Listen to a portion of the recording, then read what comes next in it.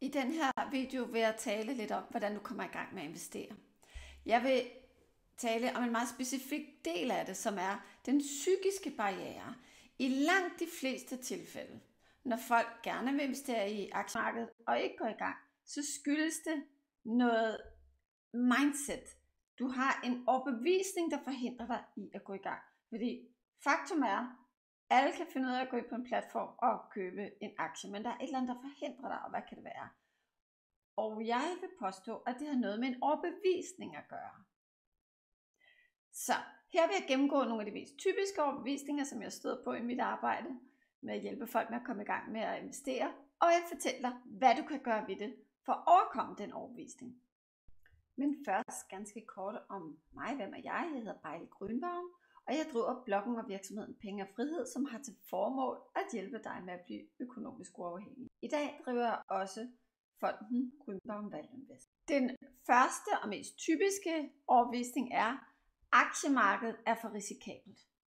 Og det er jo sådan noget, vi hører. Det er noget, vi nok er vokset op med. Måske er du vokset op med det. Når jeg har fortalt, hvad jeg laver, og det er stadig den dag i dag, så hører jeg det rigtig, rigtig tit fra venner, fra venners familie. Ikke så meget fra min egen familie mere.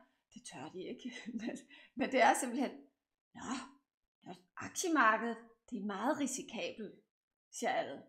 Hernede i Portugal, hvor jeg bor nu, der er det helt skørt, hvor mange der har den overbevisning. Portugiserne er lidt forsigtige folkefærd, men det er danskerne også ofte. En anden type blokeringer er den her, hvor det har noget med dig at gøre. Det kan fx være, at jeg er for gammel. Og det hører jeg folk, som er nogle 50 år sige, jeg har fyldt 50. Og jeg hører folk på min egen alder sige, det har nok noget med min alder at gøre. Jeg føler mig slet ikke gammel. Hvad snakker du om? Nej. Eller jeg er for ung. Det er genialt at være ung og komme i gang med at investere. Fordi du har masser af tid til at få pengene til at vokse. Og selvom du ikke har vildt mange penge, og det kommer vi til lige om lidt, så kom i gang. Okay, lad os tale om det med pengene.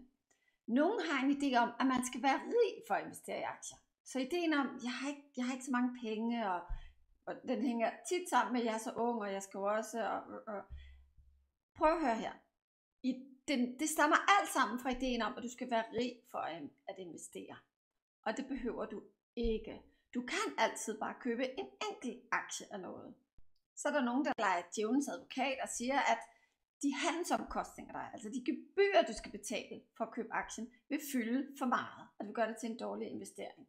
Og der er mit argument, når du skal i gang med at investere, så skal du bare i gang. Og ja, det kan være, at det koster noget, og det kan være, at den procentdel er større, end hvis du havde mange penge. Men der er en vigtig pointe her, og det er, når du lærer at investere, så er der noget, der hedder rentes rente. Ligesom du har rentes rente, som får dine penge til at vokse, så vil der også være renters rente på din læringsproces. Altså du lærer noget, og så lærer du lidt mere oven på det, du lærer. Lad mig lige forklare renters rente, for det er faktisk lidt vigtigt.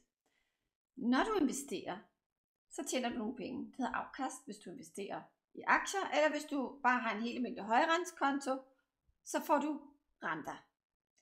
Og de renter, du får, eller det afkast, du får, begynder også at tjene penge til dig. Og det betyder, at dine penge vokser som en snebold, der ruller ned, og til sidst bliver den til et kæmpestort ting, eller lavine. Det er ideen i renters rente. Og Warren Buffett siger, det samme sker i din læringsproces. Det bliver nemmere for dig at lære mere senere hen, fordi du bygger oven på det, du allerede har lært. Og det er derfor, jeg siger, det er så vigtigt at komme i gang, også selvom at det er med få penge. Fordi du lærer noget, og du bliver bedre og bedre. Og jo før du bliver bedre til det, eller lærer noget, jo bedre kan du blive i løbet af dit liv til det. En anden overbevisning kunne være noget, der har noget med dine evner at gøre. For eksempel, vi har aldrig været så god til tal, eller jeg er ikke så god til penge, jeg er ikke så god til et eller andet. Okay. Det er noget, du fortæller dig selv, og du skal fortælle dig selv en anden historie. Det er noget erfaring, du bygger på, men du kan lave en anden erfaring.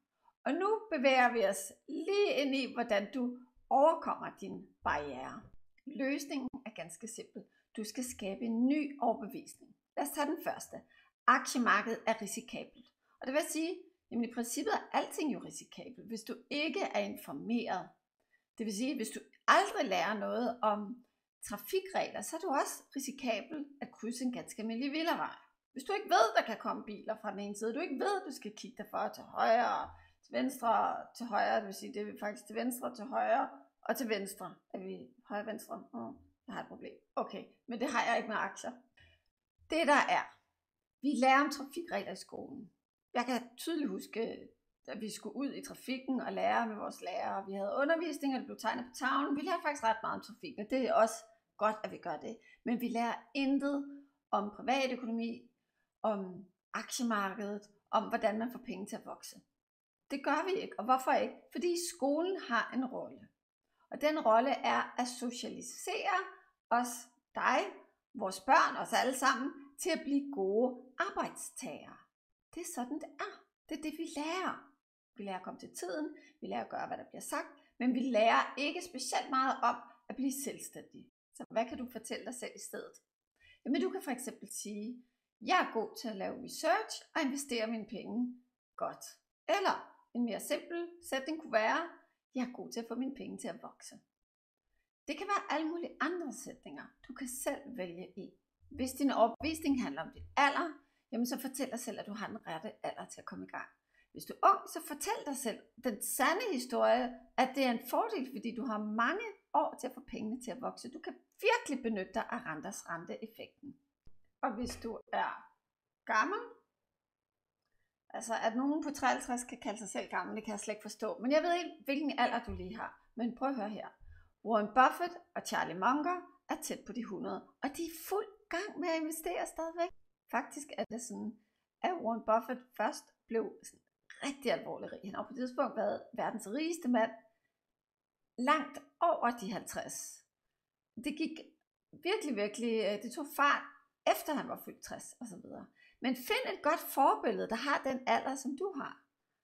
Og jeg siger bare igen, Warren Buffett, Charlie Munger, de har ikke tænkt sig at stoppe. De er ligeglade, om de fylder 100.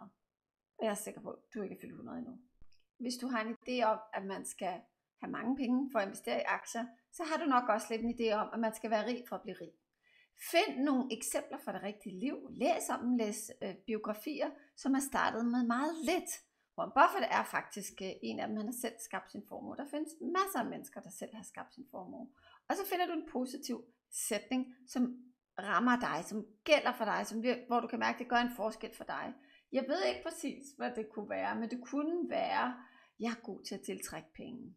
Jeg er god til at få mine penge til at vokse. Du skal sige den her positive sætning, som er modgiften til din negative overbevisning. Du skal sige den igen og igen og igen. Og der er nogle tricks. For det første, sæt en alarm på din telefon, og så mind dig om at sidde og sige den et eller andet x antal gange. Om det er så 10 gange, du siger den højt for dig selv.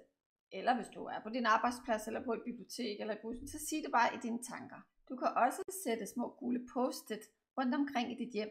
Steder, hvor du kommer ofte. Det kunne for eksempel være dit badeværelsespejl, kaffekanden, køleskabet, hvis du har tendens til hele tiden at gå derhen, når du er hjemme. Der, hvor du ser noget igen og igen. Skriv det som en sætning og sæt det på sådan en post-it. Du kan have det som en pauseskærm på din telefon, på din computer. Og så et andet trick. Du kan skrive det ned rigtig mange gange. Jeg tog sådan et coachingkursus hos Bob Proctor, hvor jeg blev coach selv. Og hvis vi havde noget, vi arbejdede med, så satte han os til at skrive det ned 100 gange hver dag i x antal dage. Det var typisk i 30 dage. Så for dig vil det så sige, at du skal skrive, jeg er god til at få mine penge til at vokse. Jeg er god til at få mine penge til at vokse. Jeg er god til at få mine penge til at vokse 100 gange, 30 dage i træk. Hvis du misser en dag, så begynder du forfra. Der er mange flere instrumenter at arbejde med, det her blot et af dem. Det jeg gør, det er, at jeg laver en identitetsbog for mig selv. Det er sådan et dokument, jeg har udarbejdet, hvor jeg forestiller mig, okay, så her er mit mål. Og det kan også virkelig hjælpe dig med at sætte, hvordan sætter man egentlig de her finansielle mål. Men lad os sige, at vi har et ambitiøst mål, og så tænker jeg, hvilken karakter, hvis det her var en film, hvilken karakter ville kunne drive det her mål i land? Hvem skal jeg være, for at det her lykkedes?